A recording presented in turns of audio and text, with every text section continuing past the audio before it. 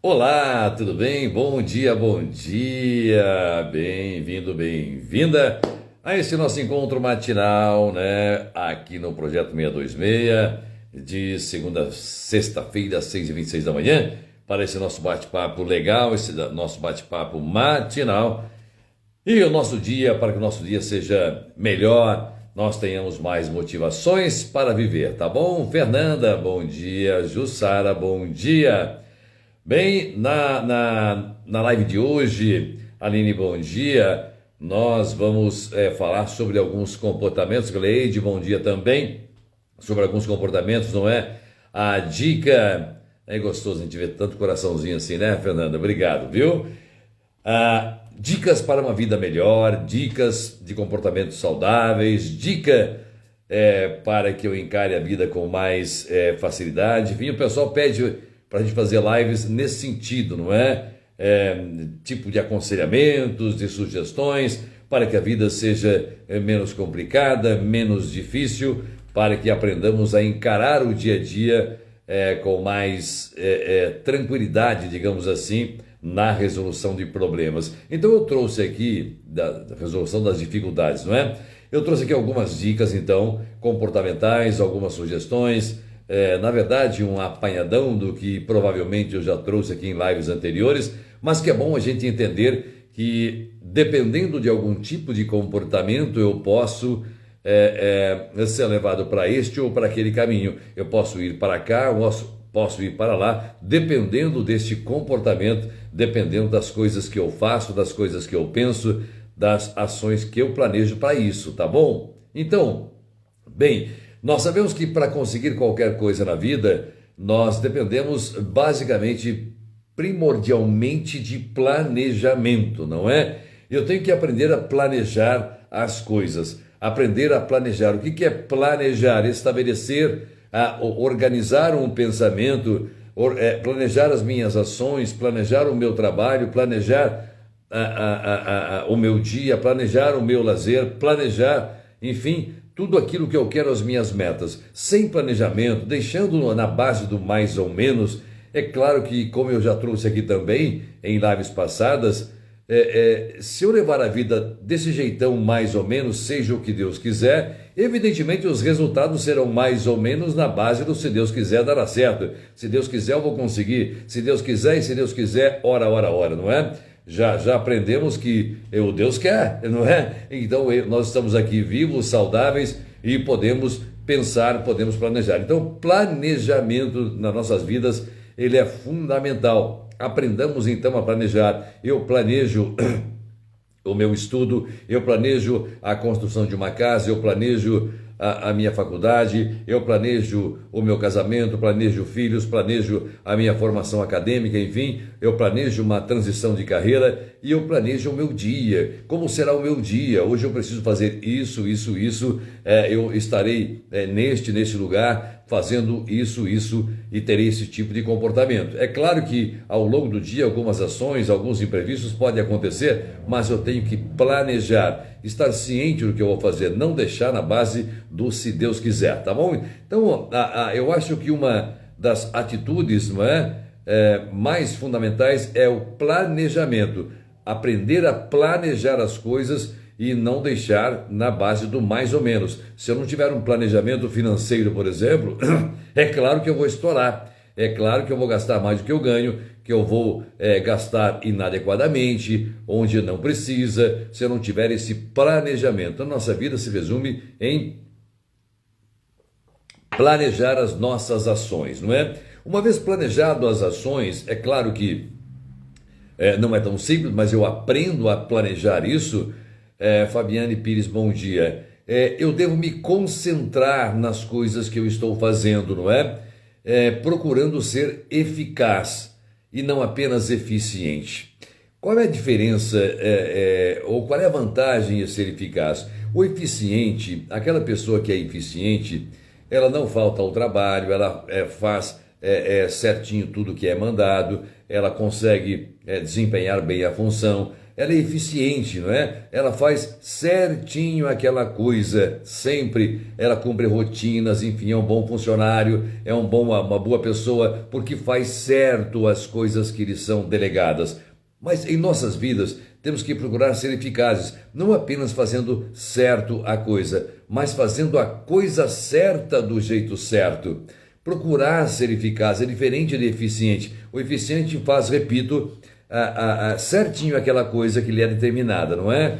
Já o eficaz faz a coisa certa do jeito certo. Por exemplo, você diz assim: fulano, limpa o chão lá porque a torneira está pingando e amanheceu úmido aqui. Ele vai lá e seca o chão. Ele é eficiente, ele obedeceu certinho a ordem e secou o chão, que precisava ser feito naquele momento. No dia seguinte, precisa secar o chão de novo, porque continuou pingando. O eficiente vai lá, não é? E seca o chão. E quando eu sou eficaz, para evitar essa repetição, essas repetições, ele vai e troca a torneira. Então ele faz a coisa certa do jeito certo.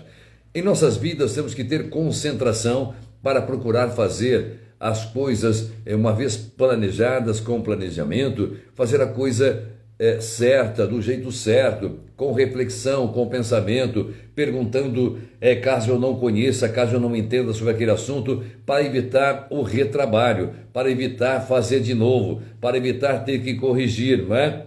E lembremos-nos de que a meia boca, não é, mais ou menos, o barato sai caro, e quando vamos refazer as coisas, nós vamos perder mais tempo, perder mais dinheiro, perder o foco, perder a concentração e assim por diante, porque eu não planejei, eu não me concentrei naquilo que estou fazendo, não é? Então, procurando sempre a eficácia e não apenas a eficiência através de um planejamento, através de uma concentração, tá bom, meu querido e minha querida? Outra coisa importante, eu preciso aprender a me desligar, não é? Às vezes do excesso, me desligar um pouco do trabalho intenso, me desligar um pouco dessa tomada 220. Tem gente que é ligada na tomada 220, não é? Quer tudo para ontem, tudo acelerado, tudo de uma maneira muito rápida, tudo sabe, meio que trombando, meio atabalhoada. Nós temos que aprender a nos desligarmos um pouco para não nos cansarmos facilmente, para não nos estressarmos. Lembremos-nos de que esse cansaço pode trazer uma exaustão, que pode trazer também um burnout. Então, este equilíbrio, se eu planejo minhas ações, se eu planejo o meu dia, se eu me concentro naquilo que eu estou fazendo, buscando a eficácia, evidentemente eu vou conseguir me desligar um pouco mais, tirar a tomada 220, diminuir a velocidade, não precisa andar 180 por hora, ali na base de 90, 100, eu também vou chegar e mais seguramente ao destino, porque eu planejei minha ação, eu estou concentrado naquilo que eu planejei. Portanto, esse desligar-me significa mais cautela, mais prudência, com mais atenção, para minimizar a margem de erro, evidentemente, evitando aí o que chamamos de retrabalho, de ter que refazer tudo de novo, porque aí sim vem o cansaço, vem a exaustão e vem provavelmente o burnout, não é? Então, até aqui, essas 3 dicas são muito importantes. Planejar, concentrar e se desligar desta velocidade. Esta velocidade do dia a dia, esta velocidade em querer fazer as coisas tudo ao mesmo tempo, que nos traz a exaustão, que nos traz mais adiante o burnout, não é? Então, são dicas importantes para se ter uma vida saudável, para que o dia seja produtivo, organizando tudo isso. Outra coisa importante que temos que pensar e temos que refletir, Nutri, Helena, bom dia, e Naldo, também muito bom dia. Você não é insubstituível, eu não sou insubstituível. Longe está essa ideia de que eu preciso fazer tudo, que eu preciso dar conta de tudo, porque eu sou insubstituível. Se eu não fizer a determinada coisa, o mundo vai parar, não é? Não é verdade. Lembre-se de que quando você morrer, alguém abrirá sua caixa postal. Lembre-se de que quando nós morremos, alguém ocupará o nosso lugar, não é?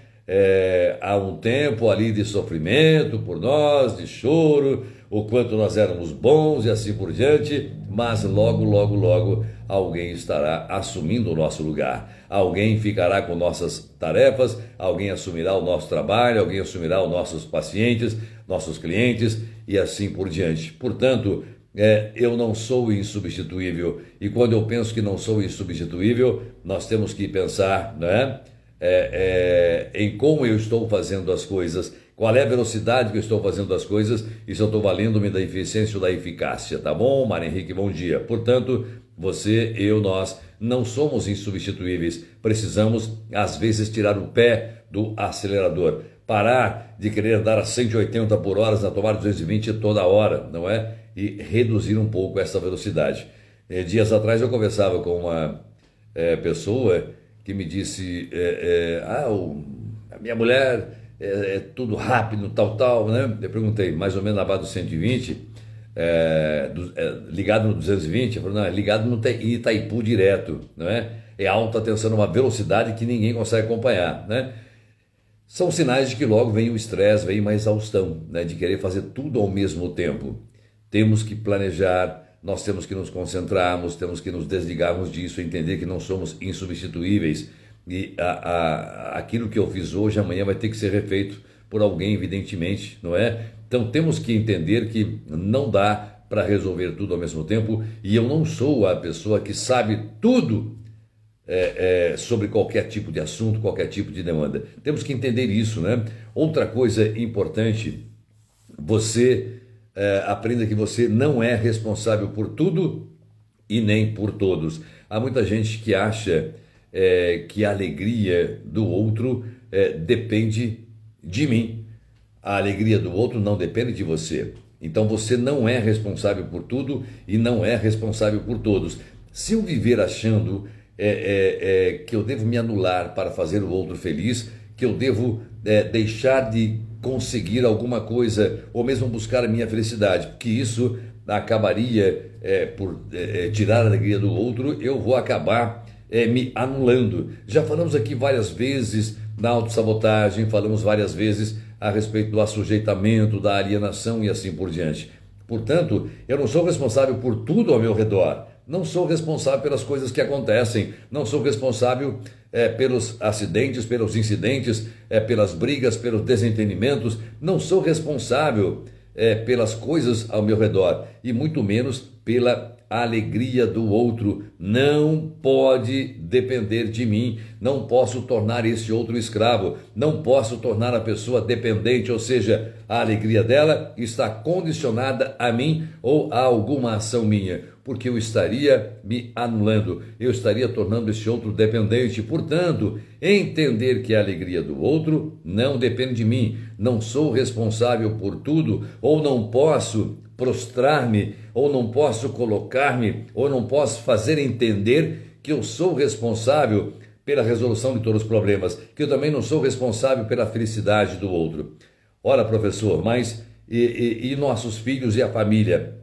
Nós temos que prover, claro que temos que prover a família, não é? Aí a responsabilidade do básico, do elementar, da segurança, da moradia, tudo isso sim, é claro, evidentemente, mas eu não sou responsável quando eu digo alegria, ou seja, a felicidade, a independência daquela pessoa, a realização, não pode estar de forma que eu venha condicionar isso, não posso fazer isso. Porque indiretamente, se eu prendo a este outro, eu não estou tornando feliz, mas dependente, assujeitado a mim, não é? Outra coisa importante é aprendermos a sermos humildes, não é? Quando muita gente confunde humildade com humilhação, não é? E eu lamento muito que muitos confundam isso e mantenham-se arrogantes, prepotentes, egoístas, narcisistas, se prostrem como sabedores de tudo, donos da verdade, aqueles que conseguem manipular, aqueles que conseguem, sabe, o tempo todo falar que está com a razão, quando perdem a oportunidade mágica de serem humildes, não é? Os inteligentes são humildes porque eles sabem pedir ajuda, eles sabem perguntar quando não sabem, e eles estão dispostos a aprenderem. Portanto, a humildade me coloca no lugar de crescimento, a humildade me coloca no lugar de aprendizado. O humilde, aquela humildade, ele me faz refletir sobre minhas limitações, sobre minhas incapacidades, sobre aquilo que eu não sei fazer. Então o humilde, ele vai perguntar, ele vai questionar, ele vai procurar ajuda. Então aprendermos a sermos humildes também é uma característica importante para aqueles que querem se dar bem, que querem conviver bem, que querem relacionar-se bem, enfim, que querem algo melhor no futuro. E a humildade é um comportamento exemplar. Eu poderia aqui fazer uma live só para falar da humildade, não é? O humilde não é alavercar-se, não é humilhar-se e nem provocar a humilhação. Não é isso, é diferente. Humildade não tem nada a ver com humilhação, com alavercamento, né? A posição do alavercar-se, dobrar-se dos joelhos diante do outro. Ó, Vossa Majestade, o que quer que eu faça? Ah, sim, eu sou culpado de tudo. Não é isso que eu estou dizendo. Não é no sentido de humilhação ou de alavercamento. Não, mas na situação de humilde. O humilde, a humildade nos faz refletir, nos faz reconhecer nossas limitações e por isso nós crescemos, porque perguntamos, porque pedimos ajuda, estamos dispostos a aprender coisas novas. Humilde, então quando somos humildes, aprendemos a ocupar esse lugar, a vestir esse manto da humildade, o nosso crescimento será inevitável, não é? Mário Henrique, Oliveira Zani também, Laura Brunat também, bem-vindos. Bom, outra questão importante nesse aspecto, não é? Dessas dicas comportamentais para uma vida mais tranquila, para uma vida mais previsível, mais serena, para um futuro mais digno, digamos assim, eu traria que aprendemos a dizer não sem culpa. Essa é uma coisa, me parece que muito difícil para muita gente, não é? A maioria, pelo menos, tem muita dificuldade de dizer não, porque acha que vai magoar, vai desagradar este outro. No entanto, é importante entender que ao dizer não, eu não preciso ser agressivo, eu não preciso ser violento, eu não preciso ser maldoso, eu não preciso ser raivoso, eu não preciso ofender, eu não preciso humilhar, no sentido da humilhação, este outro, mas eu preciso aprender a dizer não sem culpa. Eu já fiz uma live aqui falando apenas sobre isso e trazendo muitos exemplos das situações em que nós não falamos não. No entanto, quando eu não falo não para o outro, para quem é que eu estou falando não? É para mim mesmo. Se eu engulo coisas, se eu não falo coisas que eu quero falar só para não magoar esse outro, ora, para quem é que eu estou dizendo não? É para mim mesmo. Então eu devo aprender a falar o que eu penso, eu devo aprender a ter liberdade para falar aquilo que eu sinto, porque afinal de contas eu deixarei de ser eu. Se eu não falo, se eu não digo não no momento certo, se eu não contesto no momento certo, ou se eu não boto para fora aquilo que eu estou pensando, eu estou dizendo não para mim. Fernando Gatão, bom dia, meu querido, tudo bem? Também, né, Giane, também muito bom dia. Bem, então, bom dia, professor, para mais um dia, né? Acordando para mais um dia. Então, nós aprender a dizer não é muito importante. Se eu engulo aquilo, é melhor não falar para não ofender, é melhor não falar para não brigar, é melhor não falar para não magoar. Ora, entenda que é para mim mesmo que eu estou dizendo não. E quando digo não para mim mesmo, é um autocerceamento, é uma autossabotagem, é uma autoprivação. Então aprender a dizer não, não é? Muita gente confunde dizer não magoa, não é chegar, não, é dizer não, olha, vamos a algum lugar? Não, eu prefiro não ir. Eu gostaria de ir em tal lugar. Quer ir comigo? Vamos comer um lanche de calabresa? Não, eu prefiro um bauru, eu prefiro um cheeseburger e assim por diante. É aprender a dizer não. Vamos assistir a um filme? Não, eu prefiro a um show e assim por diante. não é? Não, esta roupa não me agrada, não, esta música não me agrada, não, este lugar, este evento não me agrada, não me parece legal, não é? E assim por diante. Então temos que aprender a dizer não, a falar não. E quando eu aprendo a falar não, isso inclui falar o que eu penso, sem medo de magoar. Porque afinal de contas, se eu estou lá de uma pessoa e eu tenho medo de falar alguma coisa e não falo, ora, nós temos indícios aí de que eu estarei sempre então engolindo a seco e que as coisas ficarão aqui, ó, entalada na garganta. Eu não posso falar, você não vai magoar. Eu não posso falar, você não vai brigar comigo. Eu não posso falar, senão vai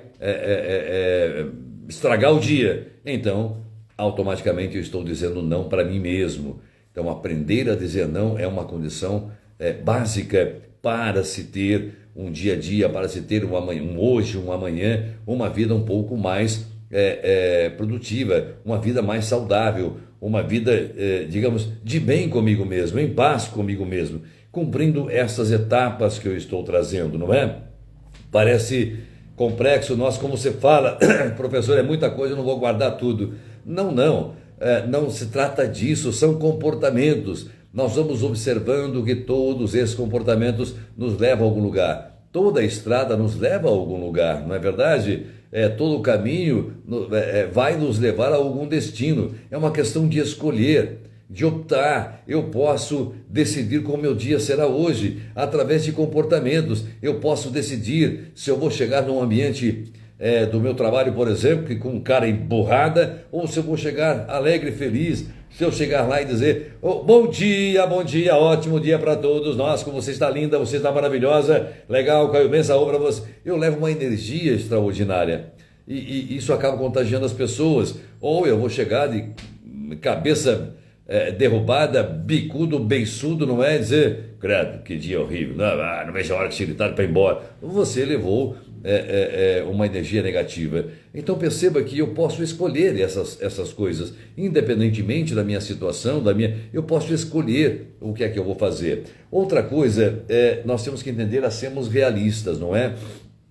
Não tentar adivinhar ou imaginar situações. E às vezes eu me privo de algumas coisas, me privo de alguns desejos, me privo de falar alguma coisa porque eu estou adivinhando, tentando adivinhar.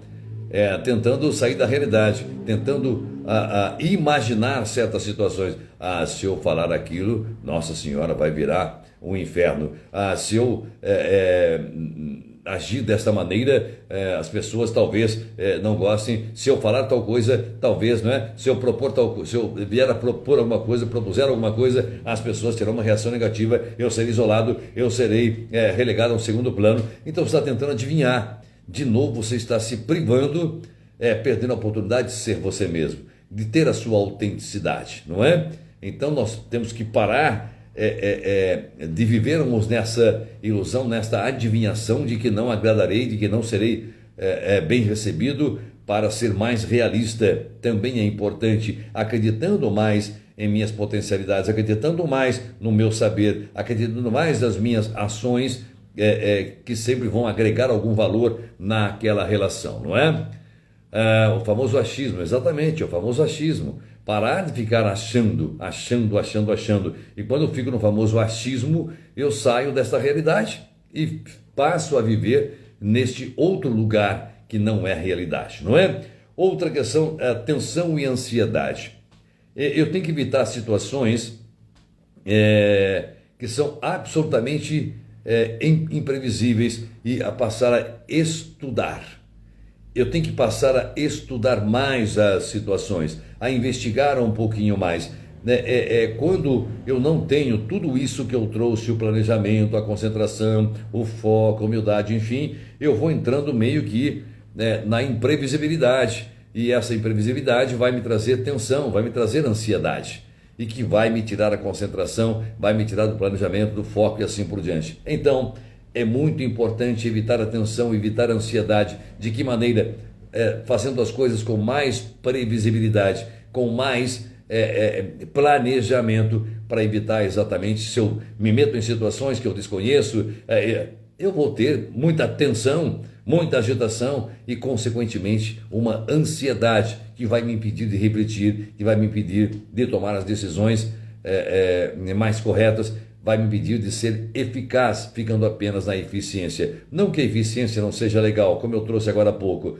Sim, mas a eficácia, ela supera sempre a eficiência, com todas essas dicas que eu estou trazendo de comportamento, não é? Outra questão importante é valorizar o seu dia, não é? Eu preciso aprender, meu querido e minha querida, a identificar ao longo do meu dia aquilo que me traz alegria e aquilo que me traz tristeza.